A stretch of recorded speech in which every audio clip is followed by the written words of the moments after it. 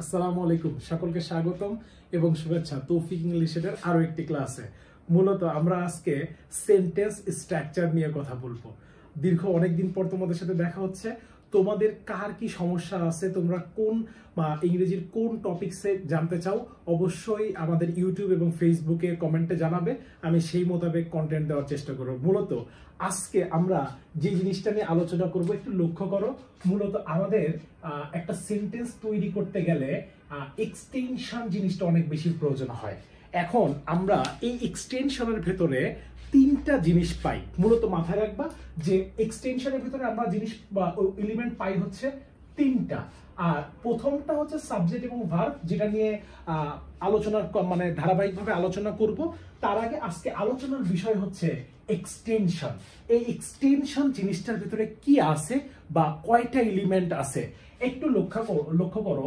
সেটা হচ্ছে এক্সটেনশনের মধ্যে প্রথম যেটা আছে সেটা হচ্ছে অবজেক্ট, দ্বিতীয় নাম্বারটা হচ্ছে কমপ্লিমেন্ট, কি বললাম কমপ্লিমেন্ট, এবং তৃতীয় নাম্বার যেটা আছে সেটাকে আমরা বলি অ্যাডজান্ট।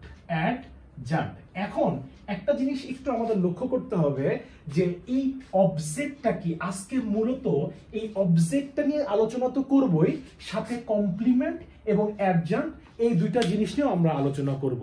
সো এই অবজেক্ট, কমপ্লিমেন্ট এবং অ্যাডজান্টে যাওয়ার আগে আমি যে কথাটা বলতে চাই সেটা হচ্ছে এই যে অবজেক্ট, এই যে কমপ্লিমেন্ট, এই যে অ্যাডজান্ট, এগুলো যে বাক্যে কতটা গুরুত্বপূর্ণ সেটা তুমি আজকের ক্লাসে পুরোটা যদি শেষ করো তাহলে তুমি বুঝতে পারবে যে আসলে এই তিনটা জিনিসের মধ্যে বেসিক পার্থক্যটা কোথায়। আসো তাহলে একটু জেনে নেই। মূলত অবজেক্ট হচ্ছে কি? মূলত অবজেক্ট হচ্ছে বাক্যে কর্ম। অবজেক্ট হচ্ছে বাক্যে কি? কর্ম, অর্থাৎ যাকে আশ্রয় করে কাজ সম্পাদন করা হয়। যাকে আশ্রয় করে কি করা হয়? কাজ সম্পাদন করা হয়। এখন দেখো যে এই যে অবজেক্টটা আছে, এই অবজেক্টকে আমরা খুঁজে পাবো কি করে? হ্যাঁ, প্রথমত যদি তুমি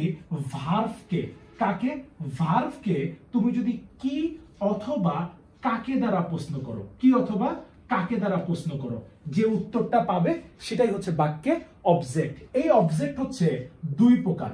কয় প্রকার? দুই প্রকার। একটা হচ্ছে ডিরেক্ট অবজেক্ট মনে হতে পারে যে এই ডিরেক্ট অবজেক্ট মানে হয়তো বা ব্যক্তিবাচক, কিন্তু না, এইটা হচ্ছে বস্তুবাচক। কি বাচক? বস্তুবাচক। আর এই যে ইনডিরেক্ট অবজেক্ট মানে হচ্ছে ব্যক্তিবাচক। কি বাচক? ব্যক্তিবাচক। অর্থাৎ একটা কি দ্বারা প্রশ্ন করলে আমরা পাবো হচ্ছে ডিরেক্ট অবজেক্ট, আর কাকে দ্বারা প্রশ্ন করলে আমরা পাবো হচ্ছে ইনডিরেক্ট অবজেক্ট। এখন সবচেয়ে মজার বিষয় যে এই অবজেক্টের একটা গুণ আছে, আলাদা একটা গুণ আছে, সেটা আমি পরে বলবো। আগে আমি ধারাবাহিকভাবে কমপ্লিমেন্ট এবং অ্যাডজান্ট এগুলো পর্যায়ক্রমে বর্ণনা করতে থাকি, বিশ্লেষণ করতে ব্যাখ্যা দিতে থাকি, তারপরে আমি অবজেক্টের বাকিগুলো বলবো। সো ডিরেক্ট অবজেক্ট বাক্যে কোনগুলো হতে পারে একটু লক্ষ্য করো। যেমন সাবজেক্টের অবজেক্টিভ ফ্রম মি, তারপরে কি ইউ, ঠিক আছে, তারপরে আস। এগুলো যদি তোমরা লিখো তাহলে অ্যাবসলিউটলি ভুল হবে। কারণ কি? আমরা ডিরেক্ট অবজেক্টের কথা বলতেছি, এখন বস্তুবাচকের কথা বলতেছি। সো বস্তুবাচকের ক্ষেত্রে তোমাদের একটা জিনিস মাথায় রাখতে হবে যে বস্তুবাচক কোনগুলো। বস্তুবাচক হচ্ছে বলতে পারো আ পেন, ঠিক আছে, পেপার, ঠিক আছে, ইটিসি, এগুলো হচ্ছে বস্তুবাচকের মধ্যে যেতে পারে। ইনডিরেক্ট অবজেক্ট কোনগুলো?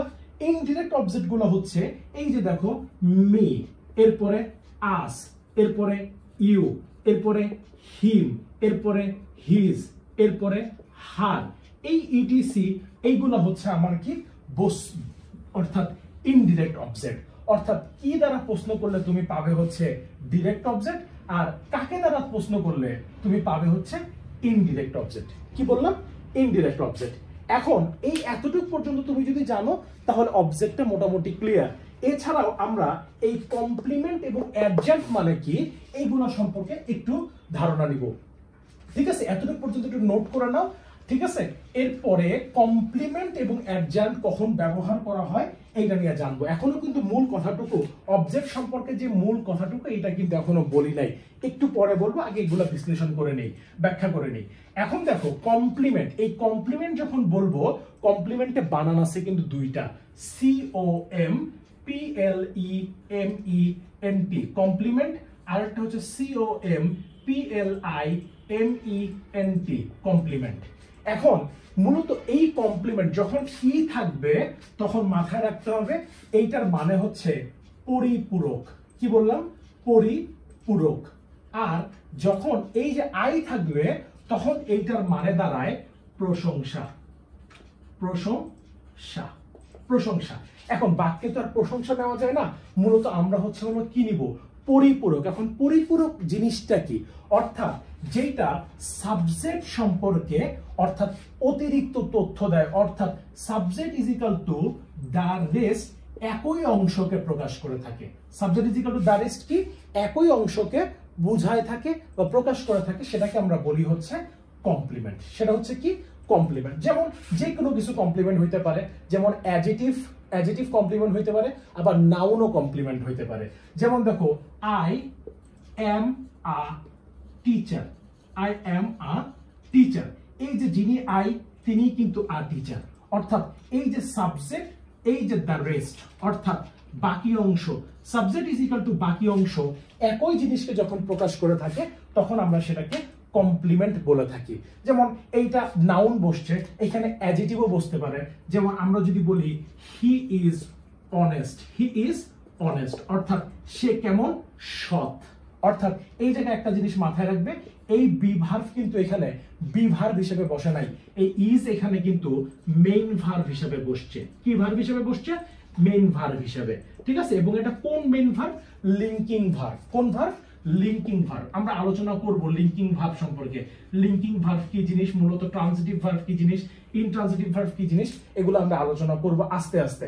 সো একটু কমপ্লিমেন্ট সম্পর্কে ধারণা রাখো যে সাবজেক্ট ইজ ইকুয়াল টু বাকি অংশ যখন একই জিনিসকে প্রকাশ করে থাকে তখন সেটাকে আমরা বলি হচ্ছে কমপ্লিমেন্ট। ঠিক আছে, এখন এটা নাউনও হতে পারে, আবার এটা অ্যাডজেক্টিভও হতে পারে। যদি নাউন হয় নাউন কমপ্লিমেন্ট, যদি অ্যাডজেক্টিভ হয় অ্যাডজেক্টিভ কমপ্লিমেন্ট। এখন একটা জিনিস আমরা তাহলে কমপ্লিমেন্ট সম্পর্কে আমাদের ধারণাটা ক্লিয়ার হলো। এখন আমরা যেটা নিয়ে আলোচনা করব সেটা হচ্ছে অ্যাডজান্ট। কি বললাম? অ্যাডজান্ট। এই অ্যাডজান্ট কি জিনিস? মূলত ভার্বকে যদি আমরা তিনটা জিনিস দ্বারা প্রশ্ন করি। কয়টা? তিনটা। যেমন হোয়ার, হোয়েন এবং হাউ। হোয়ার, হোয়েন এবং হাউ। হোয়ার, হোয়েন এবং হাউ।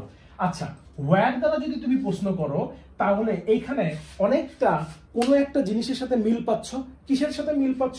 মূলত ভার্বকে যখন আমরা হোয়ার, হোয়েন এবং হাউ দ্বারা প্রশ্ন করি তখন অপর পক্ষে কিন্তু আমরা অ্যাড ভার্ব পাই, অর্থাৎ ভার্বকে যেটা কি করে? অ্যাড করে। ভার্বকে যেটা কি করে? অ্যাড করে। ভার্ব সম্পর্কে অতিরিক্ত তথ্য প্রকাশ করে। ঠিক আছে, তাহলে এইটাকে আমরা মানে অ্যাডভার্ব তো বলি, আবার এটা অ্যাডজান্ট। কিভাবে অ্যাডজান্ট? যেমন দেখো, আমরা যদি বলি he goes to college, he goes to college. এখন তুমি গোজকে যদি প্রশ্ন করো যে সে কোথায় যায়? টু কলেজ, কলেজে যায়। আবার আমরা বলতে পারি he goes to college, he goes to college how? কিভাবে যায়? By bus. ঠিক আছে, কিভাবে যায়? By bus. ঠিক আছে, আবার he goes to college, he goes to college in the morning, in the morning. ঠিক আছে, সে কি কখন যায়? ইন দ্য মর্নিং, সকালবেলা। এখন এই সবকিছুরই তুমি একটা জিনিস এই জায়গায় একটা, তাহলে এই তিনটা জিনিস অবজেক্ট, কমপ্লিমেন্ট এবং অ্যাডজান্ট, এই তিনটা জিনিসের মধ্যে বেসিক ডিফারেন্সটা কোথায়? বেসিক ডিফারেন্স হচ্ছে তুমি একটা জিনিস মাথায় রাখবা যে কমপ্লিমেন্ট এবং অ্যাডজান্ট এই যে দুইটা জিনিস আমরা পাইছি, এই দুইটা জিনিসকে আমরা কখনো সেন্টেন্সে সাবজেক্ট হিসেবে ব্যবহার করতে পারবো না। কি হিসেবে ব্যবহার করতে পারবো না? সাবজেক্ট হিসেবে ব্যবহার করা যায় না। সাবজেক্ট হিসেবে ব্যবহার করা যায় না। সাবজেক্ট হিসেবে ব্যবহার করা যায় না, সাবজেক্ট হিসেবে ব্যবহার করা যায় না। অর্থাৎ এইগুলাকে আমরা বলে থাকি হচ্ছে হলো যে এইগুলাকে আমরা সেন্টেন্সে কখনো কি করতে পারবো না, সাবজেক্ট হিসেবে ব্যবহার করতে পারবো না। তাইলে কাকে সাবজেক্ট হিসেবে ব্যবহার করতে পারবো?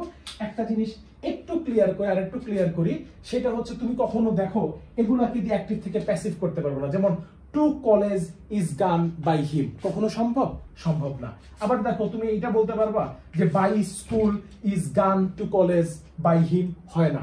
আবার ইন দ্য মর্নিং ইজ গান টু কলেজ বাই হিম, তাহলে এইটা দিয়ে কি হয় না, ভয়েস চেঞ্জ হয় না। অর্থাৎ এগুলাকে আমরা সেন্টেন্সে সাবজেক্ট হিসেবে ব্যবহার করতে পারি না। সবচেয়ে মজার বিষয় হচ্ছে তোমরা একটা সূত্র মাথায় রাখবা যে সাবজেক্ট অবজেক্ট যেখানে, নাউন প্রোনাউন সেখানে। অর্থাৎ যে জায়গায় সাবজেক্ট আছে অবজেক্ট আছে সে জায়গায় নাউন আছে, নয়তো কি আছে, প্রোনাউন আছে। এখন আমি যেটা বুঝাতে চাচ্ছিলাম যে এই যে অবজেক্ট, কমপ্লিমেন্ট এবং অ্যাডজান্ট, এই কমপ্লিমেন্ট এবং অ্যাডজান্টকে তুমি কখনো সাবজেক্ট হিসেবে কি করতে পারবে না, ব্যবহার করতে পারবে না। কাকে? এই কমপ্লিমেন্ট এবং অ্যাডজান্টকে। যেমন আমি যদি বলি he is a teacher, he is a teacher, তাহলে এমন কখনো হয় যে a teacher is been by him? হয় না। So he is honest, honest is been by him, কখনো হয়? হয় না। এখন এইটা যেহেতু হয় না, তাহলে এই জিনিসটা একটু মাথায় রেখো যে তাহলে হয় কি দিয়ে, সেটা হচ্ছে হলো অবজেক্ট দিয়ে। অবজেক্টের এমন একটা গুণ আছে যে অবজেক্টকে তুমি চাইলে বাক্যে সাবজেক্ট হিসেবে ব্যবহার করতে পারবা। অবজেক্টকে কি করতে পারবা, বাক্যে সাবজেক্ট হিসেবে, অবজেক্টকে তুমি চাইলে বাক্যে সাবজেক্ট হিসেবে ব্যবহার, অবজেক্টকে সাবজেক্ট হিসেবে ব্যবহার করা যায়। অবজেক্টকে বাক্যে কি করা যায়, সাবজেক্ট হিসেবে ব্যবহার করা যায়, যেটা অন্য যে দুইটা মানে এলিমেন্ট আছে এই দুইটা এলিমেন্ট তুমি চাইলে পারবা না। সো সাবজেক্ট হিসেবে ব্যবহার করা যায়, এটা একটু কঠিন হয়ে গেল, রাইট?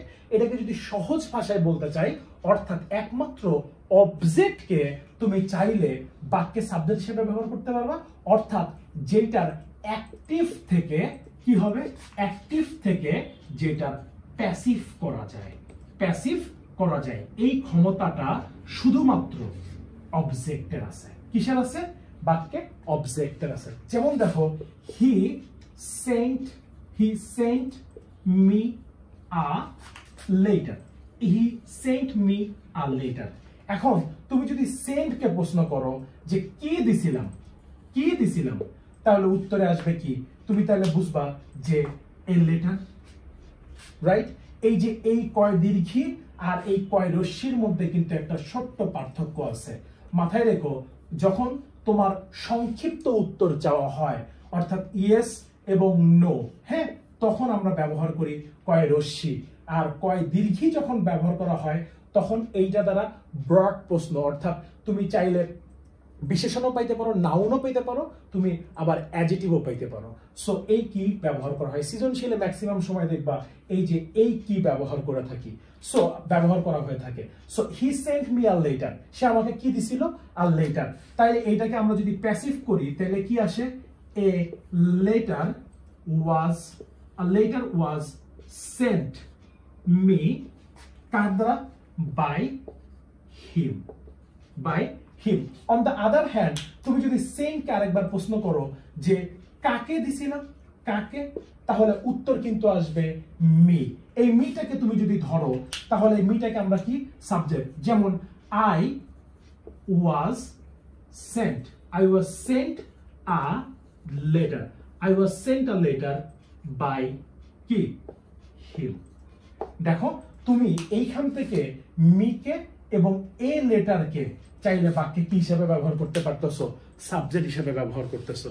কিন্তু বাকি তুমি যে হচ্ছে হলো দুইটা জিনিস ছিল, একটা হচ্ছে কি, একটা হচ্ছে কমপ্লিমেন্ট আর দ্বিতীয় নাম্বারটা ছিল হচ্ছে অ্যাডজান্ট। এই কমপ্লিমেন্ট এবং অ্যাডজান্টকে তুমি বাক্যে চাইলে সাবজেক্ট হিসেবে ব্যবহার করতে পারবে না। এখন এই দুইটাই হচ্ছে সবচেয়ে ইন্টারেস্টিং বিষয়। আমরা অনেক সময় সেন্টেন্সে লেখার সময় কি লিখি, যে সেন্টেন্সের subject plus verb plus object. হ্যাঁ, এখন এই অবজেক্টটা লেখা, এইটা তুমি এখন তুমি যদি এভাবে লেখো যে সেন্টেন্সের subject plus verb plus object. এখন তোমার বাক্যে যদি প্রশ্ন করা হয় যে I am a teacher, I am a teacher, এই টিচার তো বাক্যে এটা অবজেক্ট না, এই টিচার তো বাক্যে কি না, অবজেক্ট না। এই তো বাক্যে মূলত সাবজেক্ট সম্পর্কে অতিরিক্ত তথ্য প্রদান করছে, অর্থাৎ যিনি তিনি দিয়ে ভাঙতে পারবা, যিনি আই তিনি এ টিচার। তাহলে যিনি আই তিনি এ টিচার হইলে এইখানে এই টিচার তো বাক্যে অবজেক্ট না, এখানে মূলত কি হিসাবে বসছে, কমপ্লিমেন্ট হিসাবে বসছে। কি হিসাবে বসছে, কমপ্লিমেন্ট। আবার দেখো আই গো টু, এই যে বললাম কি আই গো টু কলেজ, এই যে কলেজ টু কলেজ, এখানে তো এটা মানে অবজেক্ট না, অর্থাৎ অবজেক্টের মাস্ট এই রুলসটা অবশ্যই খাতায় রেখে নিও যে অবজেক্ট যোগে আমরা অবশ্যই সেন্টেন্সে কি হিসেবে ব্যবহার করতে পারবো, সাবজেক্ট হিসেবে। অবজেক্টকে কি হিসেবে ব্যবহার করা যায়, সাবজেক্ট হিসেবে ব্যবহার করা যায়, ব্যবহার করা যায়। ঠিক আছে, আর যেটাকে আমরা সাবজেক্ট হিসেবে ব্যবহার করতে পারবো সেটাই হচ্ছে মূলত মূলত বাক্যের অবজেক্ট, অর্থাৎ যেটার অ্যাক্টিভ থেকে কি হচ্ছে, প্যাসিভ হচ্ছে। তাহলে এই এতটুকু কথা যদি তোমরা বুঝতে পারো, তাহলে ডিরেক্ট অবজেক্ট দিয়ে হলো 5টা এবং ইনডিরেক্ট অবজেক্ট দিয়ে 5টা, অর্থাৎ সেন্টেন্স মেক করে, অর্থাৎ এই স্ট্রাকচারে সেন্টেন্স মেক করে অবশ্যই তোমরা তৌফিক ইংলিশ এর ফেসবুক গ্রুপে পোস্ট করো। সো আজকের এই ক্লাসটুকু এতটুকুই, দেখা হচ্ছে পরবর্তী কোনো এক ক্লাসে ইনশাআল্লাহ। Stay good, stay happy. আসসালামু আলাইকুম।